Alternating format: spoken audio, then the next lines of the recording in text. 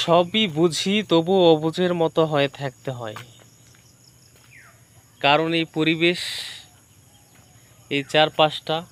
এই চারপাশের মানুষ, এই সমাজই সেই শিক্ষাটা দিয়েছে এবং পরবর্তী প্রজন্মের জন্য রেখে যাচ্ছে সেই শিক্ষা যে সবই বুঝি, বুঝেও অবুঝের মতো থাকি। সত্য কথা সবাই সব জায়গায় বলছে না। যার সাথে পারবে না তার সাথে কোনো ধরনের সত্য কথা বলছে না, কিন্তু যার সাথে পারবে, যে নিরীহ, তাকে সর্ষে পরিমাণ অপরাধও করতে দিবে না।